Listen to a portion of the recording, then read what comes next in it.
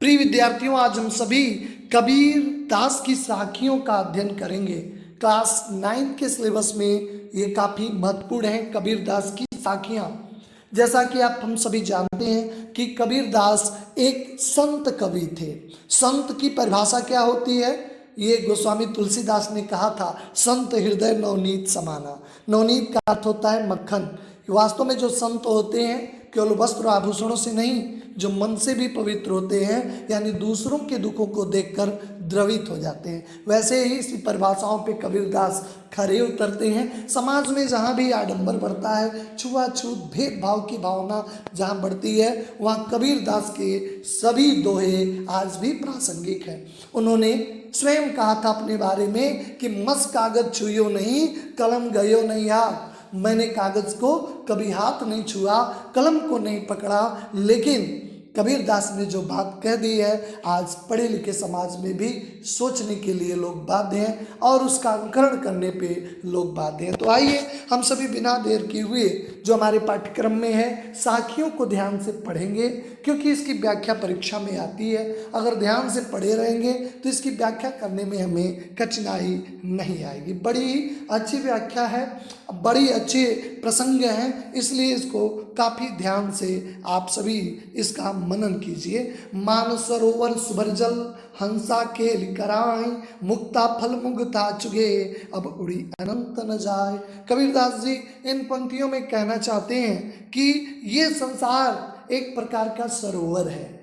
जैसे सरोवर में विविध प्रकार के जो तत्व होते हैं, मोतियाँ होते हैं, जल जीव होते हैं, तमाम चीज़ें भरी होती हैं। इस प्रकार ये संसार भी एक सरोवर है, इसमें तमाम भौतिक चीज़ें भरी पड़ी हैं। जैसे उस सरोवर में हंस, अगर जिस सरोवर में हंस को मोती मिले और उसमें क्रीड़ा करने को मिले, तो हंस उस सरोवर को नहीं छोड़ना चाहता है। क्यों?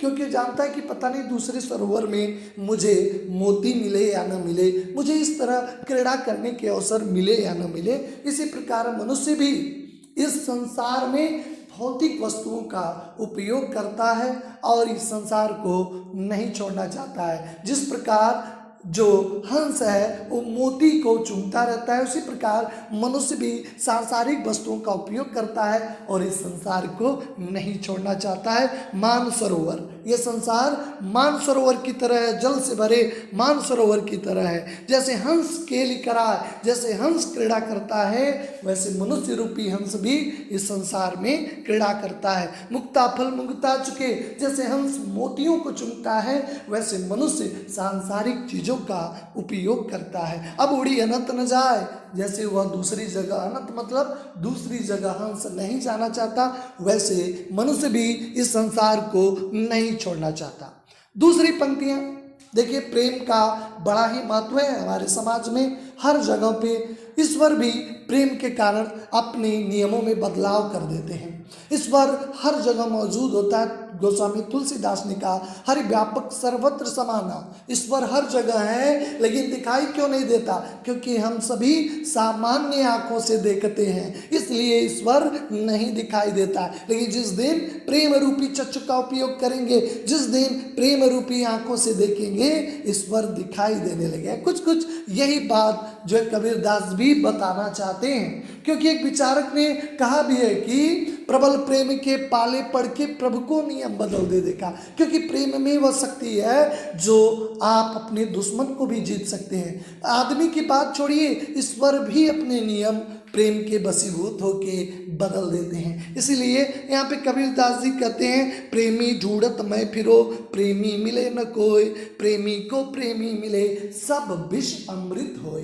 कहते हैं कि मैं सच्चा प्रेमी ढूंढने मैं फिरता हूँ, लेकिन कबीरदास जी कहते हैं समाज में सभी लोग स्वार्थी व्यक्ति हैं, स्वार्थ करने वाले, निस्वार्थ प्रेम करने वाले नहीं हैं। मतलब से माता पिता अपने बच्चों से प्रेम करते हैं, निश्चल प्रेम है, लेकिन बच्चे क्यों आज मैं नहीं कहता हूं कि सारे बच्चे खराब हैं, लेकिन अधिकतर समाज में बुराई देखी गई है। जब बच्चा एक ऊंचाई पे पहुंच जा रहा है, अपने माँ बाप को भूल जा रहा है। आज तमाम वृद्धाश्रम ऐसे बूढ़े माता पिता से भरे हैं, क्योंकि स्वार्थ है तो प्रीत है, स्वार्थ नहीं है तो प्रीत नहीं। इसीलिए कबीरदास जी कहते हैं, प्रेमी ढूंढत मैं फिरो, प्रेमी मिले न कोई, प्रेमी को प्रेमी मिले सब विष अमृत होए। अगर जिस दिन निस्वार्थ प्रेम करने वाला व्यक्ति इस संसार में मिल गया, तो सारे जो जहर संसार में है, जो बुराइयां हैं समाज में, जहर रूपी वह जहर परिवर्तन हो जाएगा, वो जहर अमृत में बदल जाएगा। बड़ी ऊंची बात उन्होंने कहा।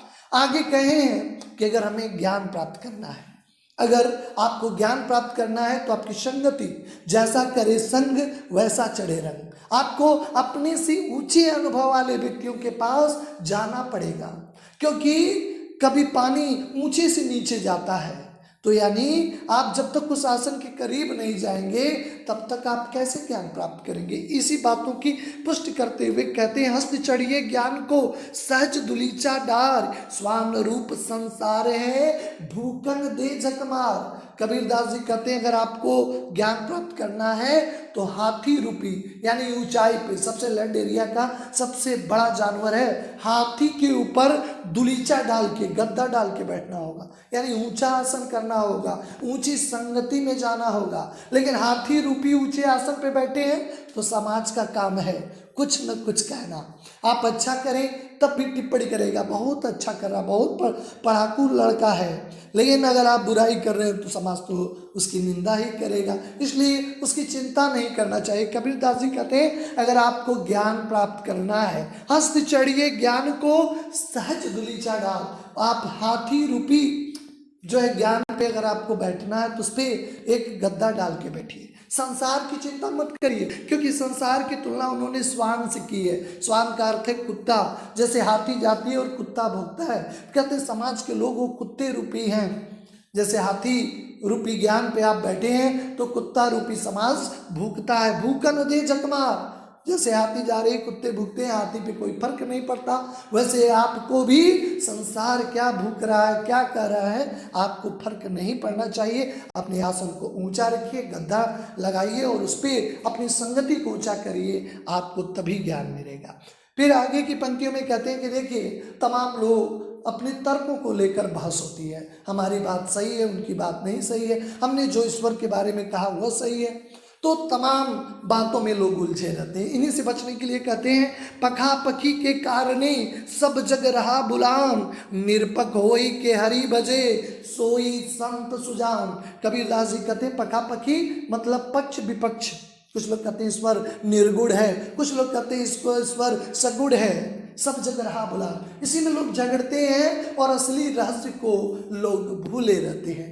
ईश्वर तो हर जगह है, हर व्यापक सर्वत्र समाना। लेकिन कबीरदास जी कहते हैं कि पखापखी के कारण, पक्ष विपक्ष के कारण ये सब संसार एक भूल जा रहा है, असली रहस्य को भूल जा रहा है। इसीलिए कबीरदास जी कहते हैं, पक्ष और विपक्ष के चक्कर से निष्पक्ष होना बेहतर है। निरपक होई के हरि भजे सोई संत सुजान। संत मतलब विद्वान, संत मतलब जो सज्जन है, और सुजान का मतलब है बुद्धिमान। कहते बुद्धिमान लोग वही हैं कि जो निष्पक्ष होके केवल ईश्वर को याद करते हैं, पक्ष और विपक्ष के चक्कर में नहीं पड़ते हैं, वही सज्जन हैं, वही बुद्धिमान हैं। आगे कहते हैं कि तमाम धर्म के लोग जो आपस में एक मतभेद रखते हैं, कहते हैं हिंदू मुआ राम कही, मुसलमान खुदाए, कहे कबीर सो जीवता दुई निकट न जाए।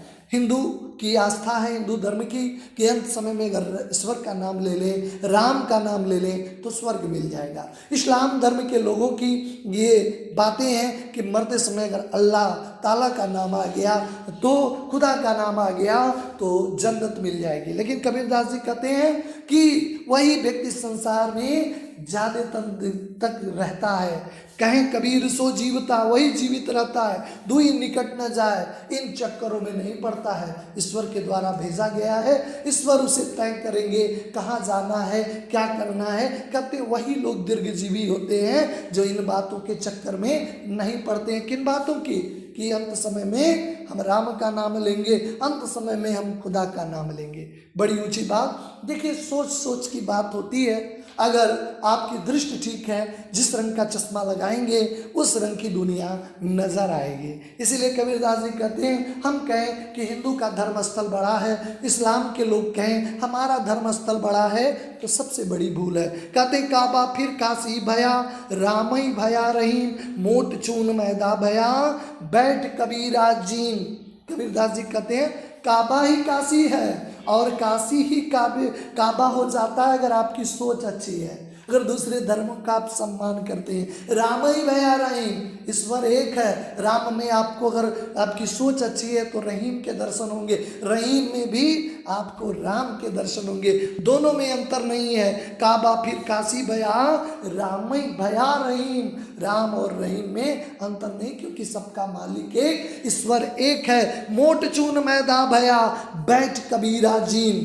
कहते जैसे एक ही आटे का जो मोटा आटा होता है उसी का मैदा बनता है, लेकिन दोनों एक ही चीज़ से बनते हैं, गेहूं से। दोनों के बने व्यंजनों को कबीरदास बैठ के बड़े प्रेम से जिन करते हैं, खाते हैं, लेकिन दोनों का, चाहे वो आटे का बना चीज़ है चाहे मैदे का बना है, दोनों एक ही तत्व से बनते हैं। उसी प्रकार ईश्वर भी एक है, चाहे वो काशी में रहे, काबा में रहे, चाहे राम के रूप में याद हो या रहीम के रूप में। अंतिम बात उन्होंने कहा कि व्यक्ति की पहचान उसके कर्मों से होती है, न कि ऊंचे कुल में जन्म लेने से होता है। ऊंचे कुल का जन्मिया जे करनी ऊंच न होए, सुबरन कलश सुरा भरा, साधु निंदा सोए। बड़ी ऊंची बात। कबीरदास ने कहा कि ऊंचे कुल में जन्म लेने से व्यक्ति ऊंचा नहीं बनता। ब्राह्मण के घर में जन्म लिए, लेकिन आपका कर्म ब्रह्मत्व वाला नहीं है। ब्राह्मण का कर्म क्या है? लोगों को सही पथ प्रदर्शक करें, अपने जो है अपने को संयम से रहें, लेकिन परिवर्तन है। आप ऊंचे कुल में जन्म लिए, लेकिन आपका करनी ऊंच नहीं है। आपको बताए हुए जो आपके कर्म हैं, ऊंचे कर्म करना है, लेकिन आप नीच कर्म कर रहे हैं, तो क्या फायदा? ऊंचे कुल का जमिया जे करनी न ऊंच होए। अगर भले वो नीचे खानदान में जन्म लिया है, नीच जाति में जन्म लिया है, लेकिन अगर उसके कर्म अच्छे हैं तो व्यक्ति की पहचान है। उसी प्रकार जैसे सोने के कलश में अगर मदिरा भर दें तो जो सज्जन लोग हैं वो उसको कभी स्वीकार नहीं करेंगे, उसकी साधु निंदा सोए। जो सज्जन लोग हैं, साधु लोग हैं, उसकी हमेशा निंदा ही करेंगे। भले उन्हें कुल्हड़ के बने हुए, मिट्टी के बने हुए बर्तन में अगर उन्हें आप खाना परोसते हैं तो या कोई चीज़ देते हैं, उसकी हमेशा वो प्रशंसा करेंगे, लेकिन सोने के कलश में मदिरा की नहीं प्रशंसा करेंगे, भले सोने में है। इसीलिए कबीरदास जी कहते हैं ऊंचे कुल का जन्मिया जे करनी ऊंच न होए, सुवर्ण कलश सुरा भरा, साधु निंदा सोए। इसलिए हमें ऊंचे कुल के जन्म लेने के साथ साथ हमें कर्म भी ऊंचा करना चाहिए। जिस प्रकार कलश निंदा का पात्र होता है, कलश हमेशा निंदा का कब पात्र हो जाएगा? सोने का कलश अगर उसमें गलत तत्व मदिरा भरा है। इसी प्रकार हमें अपने अगर ऊंचे कुल में ईश्वर ने जन्म दिया है तो कर्म भी ऊंचे करें। किसी कुल में जन्म दिया है उससे हमें अपने अच्छे कार्यों पे ध्यान देना चाहिए। देखिए, इस प्रकार हमने साखियाँ का अध्ययन किया। जितनी भी पंक्तियाँ थी बड़ी ही मार्मिक थी। समाज को निश्चित तौर पे बदलने की जो क्षमता ये पंक्तियाँ, ये दोहे रखते हैं। आगे हम सभी जो नेक्स्ट वीडियो में शब्द जो दो है, शब्द का नेक्स्ट वीडियो में अध्ययन करेंगे। आशा है आपको ये सारी पंक्तियाँ जो है समझ में आ गई हो। अगर आप अभी तक चैनल को सब्सक्राइब नहीं किए हैं तो सब्सक्राइब कर दें, ताकि आपको नए वीडियो के अपडेट मिलते रहें। आप सभी का धन्यवाद।